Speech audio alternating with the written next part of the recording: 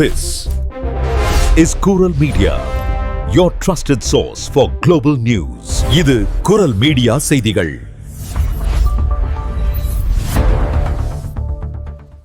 இது குரல் மீடியாவின் இன்றைய பிரதான செய்திகள். செய்திகளை வாசிக்கும் நான் கோகுலநாதன் தமிழினி. முதலில் தலைப்புச் செய்திகள். பிரான்சின் டிஜிவி ரயில்களில் குழந்தைகளுக்கு அனுமதி இல்லை என்ற தனிப்பகுதிகள் உருவாக்கப்படுவதாக எழுந்த சர்ச்சை குறித்து விளக்கம் அளித்த SNCF நிறுவனத்தின் தலைமை நிர்வாக அதிகாரி. வால்டாய்ஸ் பகுதியில் 52 வயது காவல் அதிகாரி சடலமாக மீட்பு, தற்கொலையா என விசாரணை. அட்லாண்டிக்கில் களமிறங்கிய பிரான்சின் சார்ல்ஸ் டி கோல் கப்பல். வான் தாக்குதல் மற்றும் நீர்மூழ்கிகளை அழிக்கும் ஒத்திகை. வடதுருவத்தில் பிரான்ஸ் படை. பாரிஸ் நகரின் 15வது வட்டாரத்தில் உள்ள ஆப்பிள் விற்பனை நிலையத்தில் பட்டப்பகலில் நடந்த துணிகர கொள்ளை முயற்சி. மார்ச் 30 முதல் ஜூலை 3 வரையிலான ரயில்களுக்கு முன்பதிவு தொடங்கியதாக அறிவித்த SNCF நிறுவனம். லியோன் அருகே 15 வயது சிறுமி மீது முன்னாள் காதலனும் அவனது கும்பலும் இணைந்து நடத்திய காட்டு மிராண்டித்தனமான தாக்குதல். பிரான்ஸ் முழுவதும் நிலவும் போட்டித்தன்மையை சமாளிக்க 91 கிளைகளை விற்பனை செய்யும் ஆச்சா நிறுவனம். வீட்டை வாடகைக்கு விட்டால் 10,000 யூரோ பரிசு. Airbnb போன்ற குறுகிய கால சுற்றுலா வாடகைகளை கட்டுப்படுத்த புதிய திட்டம்.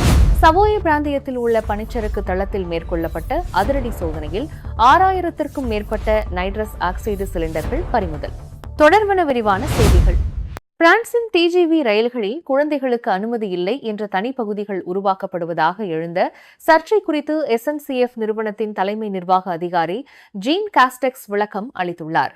லீல் ஐரோப்பா ரயில் நிலையத்திற்கு சென்ற அவர் இந்த சர்ச்சையை கண்டுதான் மிகவும் அதிர்ச்சி அடைந்ததாக தெரிவித்துள்ளார். எங்கள் ரயில்களில் குழந்தைகள் எப்போதும் வரவேற்கப்படுகிறார்கள். கடந்த ஆண்டு மட்டும் 84 லட்சம் குழந்தைகள் பயணம் செய்துள்ளனர். இது கடந்த 5 ஆண்டுகளை விட அதிகம் என்று அவர் புள்ளி விவரங்களை அடுக்கினார். தொழில்முறை பயணிகளுக்காக அறிமுகப்படுத்தப்பட்ட புதிய ஆப்டிமம் வகுப்பில் மட்டுமே 12 வயதுக்குட்பட்டவர்களுக்கு அனுமதி இல்லை என்றும், இது பழைய பிசினஸ் பிரீமியர் வகுப்பில் ஏற்கனவே இருந்த நடைமுறைதான் என்றும் அவர் தெளிவுபடுத்தினார். மற்றபடி ரயில்களில் குடும்பங்களுக்கான வசதிகள், குழந்தை பராமரிப்பு இடங்கள் தொடர்ந்து செயல்படும் என்றும், குடும்பங்களுக்கு என தனி ரயில் பெட்டிகளை ஒதுக்கும் எண்ணம் இல்லை என்றும் அவர் உறுதியளித்துள்ளார்.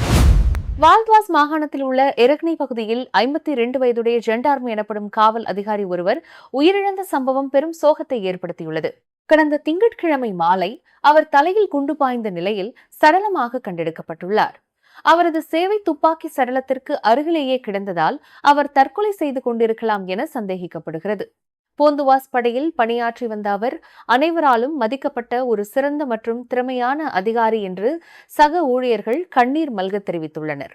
மரணத்திற்கான உண்மையான காரணத்தை கண்டறிய உடற்கூறு ஆய்வு மேற்கொள்ளப்பட உள்ளது. இந்த இழப்பால் வாடும் அவரது குடும்பத்தினர் மற்றும் சக அதிகாரிகளுக்கு தேவையான மனநல ஆலோசனைகளை வழங்க உளவியல் நிபுணர்கள் ஏற்பாடு செய்யப்பட்டுள்ளனர். இதற்கிடையில் மன அழுத்தம் அல்லது தற்கொலை எண்ணம் உள்ளவர்கள் 3114 என்ற எண்ணை தொடர்பு கொண்டு 24 மணி நேரமும் இலவச ஆலோசனை பெறலாம் எனவும் அறிவிக்கப்பட்டுள்ளது. கிரீன்லாந்து தீவை அமெரிக்கா தனது கட்டுப்பாட்டிற்குள் கொண்டுவர முயற்சிப்பதாக செய்திகள் வெளியாகும் நிலையில், பிரான்ஸ் தனது மிகப்பெரிய அணுசக்தி விமான தாங்கி கப்பலான சார்ல்ஸ் டி கோல் கப்பலை வடக்கு அட்லாண்டிக் பெருங்கடலில் இறக்கியுள்ளது. அதிகாரப்பூர்வமாக இது ஒரு பயிற்சி நடவடிக்கை என்று கூறப்பட்டாலும், இந்த கப்பல் வடதுருவத்தை நோக்கி நகர்த்தப்படுவது ஒரு மூலோபாய் மற்றும் இராஜதந்திர செய்தி என்று பார்க்கப்படுகிறது. பிரெஞ்சு கடற்படை மற்றும் இராணுவ வீரர்கள் முகாமிட்டுள்ள இந்த கப்பல் வான்வழியாக வரும் எத்தகைய ஏவுகணை தாக்குதலையும் முறியடிக்கும் வல்லமை கொண்டது. அதேபோல ஆழ்கடலில் வரும் எதிரிகளின் நீர்மூழ்கி கப்பல்களையும் தாக்கி அழிக்கும் திறன் இதற்கு உண்டு. அடுத்த ஒரு வாரம் முழுவதும் இந்த கப்பல் அங்கேயே நிலைநிறுத்தப்படும் என்று பிரான்ஸ் ஆயுத படைகள் அமைச்சகம் தெரிவித்துள்ளது. பாரிஸ் நகரின் 15வது வட்டாரத்தில் உள்ள ஆப்பிள் விற்பனை நிலையத்தில் பட்டப்பகலில் நடந்த துணிகர கொள்ளை முயற்சி முறியடிக்கப்பட்டுள்ளது. கடந்த திங்கட்கிழமை காலை 10 மணியளவில் கூரியர் விநியோகம் செய்பவர் போல மாறுவிடமிட்டு வந்த நபர் ஒருவர் திடீரென தான் மறைத்து வைத்திருந்த பெரிய சுத்தியலால் கடையின் கண்ணாடிகளை உடைத்து அங்கிருந்த ஐபோன்களை கொள்ளையடித்துள்ளார். அந்த காட்சியை வெளியிலிருந்து கண்காணிப்பு கேமரா மூலம் கவனித்த கடையின் மேலாளர் உடனடியாக காவல்துறையை எச்சரித்தார். மின்னல் வேகத்தில் சம்பவ இடத்திற்கு விரைந்த காவல்துறையினர் தப்பிச் செல்ல முயன்ற அந்த கொள்ளையனை மடக்கி பிடித்தனர். அவரிடமிருந்து சுமார் 77,000 யூரோக்கள் மதிப்புள்ள ஐபோன்கள் பத்திரமாக மீட்கப்பட்டன. பிடிப்பட்ட நபர் தற்போது விசாரணைக்காக காவலில் வைக்கப்பட்டுள்ளார். மார்ச் 30 முதல் ஜூலை 3 வரையிலான வசந்த கால மற்றும் கோடை கால பயணங்களுக்கான ரயில் டிக்கெட் முன்பதிவை SNCF நிறுவனம் இன்று காலை தொடங்கியுள்ளது. முன்பதிவு தொடங்கிய சிறிது நேரத்திலேயே இணையதளம் மற்றும் செயலியில் பயனர்களின் வருகை சாதாரண நாட்களை விட 2 மடங்காக அதிகரித்துள்ளது. கடந்த ஆண்டை விட விற்பனை 20% உயர்ந்துள்ளதாக SNCF கனெக்ட் தெரிவித்துள்ளது. குறிப்பாக ஈஸ்டர், மே 1 மற்றும் அசென்ஷன் விடுமுறை நாட்களுக்கான டிக்கெட்டுகளுக்கு கடும் கேள்வி நிலவுகிறது. பயணத்தை திட்டமிடுபவர்கள் டிக்கெட் விற்பனை தொடங்கிய உடனேயே முன்பதிவு செய்தால் சராசரியாக 45% வரை பணத்தை மிச்சப்படுத்தலாம் என்று SNCF அறிவுறுத்தியுள்ளது. அத்துடன் மே மாதத்தில் மட்டும் 3 நீண்ட வார இறுதி விடுமுறைகள் வருகின்றன. மே 1 வெள்ளிக்கிழமை முதல் மே 3 ஞாயிறு வரை, மே 8 வெள்ளிக்கிழமை முதல் மே 10 ஞாயிறு வரை மற்றும் மே 14 வியாழன் அசென்ஷன் விடுமுறை என்பதால் மே 15 வெள்ளிக்கிழமையை விடுப்பாக எடுத்தால் மே 17 ஞாயிறு வரை 4 நாட்கள் தொடர் விடுமுறை கிடைக்கும். எனவே உங்கள் பயணங்களை திட்டமிட்டு தேவையிருப்பின் முன்கூட்டியே டிக்கெட்களை பதிவு செய்யுமாறு அறிவுறுத்தப்படுகிறீர்கள். பிரான்சின் லியோன் நகருக்கு தெற்கே உள்ள ஆலன்ஸ்பியர் பெனாய்ட் பகுதியில் 15 வயது சிறுமி ஒருவர் கடத்தப்பட்டு ஒரு கும்பலால் மிக கொடூரமான முறையில் சித்திரவதை செய்யப்பட்ட சம்பவம் ஒன்று நிகழ்ந்துள்ளது. அனசி நகரில் உள்ள காப்பகம் ஒன்றில் வசித்து வந்த அந்த சிறுமி தனது முன்னாள் காதலனை சந்திப்பதற்காக திங்கட்கிழமை காலை ஓலன்ஸ் பகுதிக்கு வந்துள்ளார். ஆனால் அங்கு அவரை தனியாக சந்திக்காமல் ஒரு சதித்திட்டம் காத்திருந்தது. அந்த சிறுமியின் 17 வயது முன்னாள் காதலன் அவரை ஏமாற்றி ஒரு அடுக்குமாடி குடியிருப்பின் அடித்தளத்தில் உள்ள வாகன நிறுத்துமிடத்திற்கு அழைத்துச் சென்றுள்ளார். அங்கு அவனது தற்போதைய காதலி, அதே கட்டிடத்தில் வசிக்கும் மற்றொரு பெண் மற்றும் அடையாளம் தெரியாத 3வது பெண் என 3 பெண்கள் ஏற்கனவே காத்திருந்தனர். அவர்கள் அந்த சிறுமியை சுற்றி வளைத்து தாக்குதலை தொடங்கியுள்ளனர். பல மணி நேரம் நீடித்த இந்த சித்திரவதை மனதை கலங்கடிக்கும் வகையில் அமைந்துள்ளது. அந்த சிறுமியின் வலது தொடையில் கத்தியால் குத்தப்பட்டுள்ளது. அதைவிட கொடுமையாக சிறுமியின் முதுகில் கத்தியால் எக்ஸ் வடிவ சிலுவை, ஒரு ஸ்மைலி ஃபேஸ் மற்றும் ரோன் பிராந்தியத்தின் குறியீட்டு எண்ணான 69 ஆகியவை சதையை கிழித்துச் செதுக்கப்பட்டுள்ளன. காயங்களுடன் துடித்த அந்த சிறுமியின் உடல் முழுவதும் தீயணைப்பானில் உள்ள ரசாயன பொடியை தெளித்து அந்த கும்பல் வேடிக்கை பார்த்துள்ளது. இறுதியில் சிறுமியின் செல்போனை பறித்துக் கொண்டு அவரை மிரட்டியுள்ளனர். இந்நிலையில் திங்கட்கிழமை அதிகாலை 5:10 மணி அளவில் பாதிக்கப்பட்ட சிறுமிக்கு கிடைத்த அவசர உதவியை தொடர்ந்து ரோன் பிராந்திய காவல்துறை அதிரடியாக களமிறங்கியது.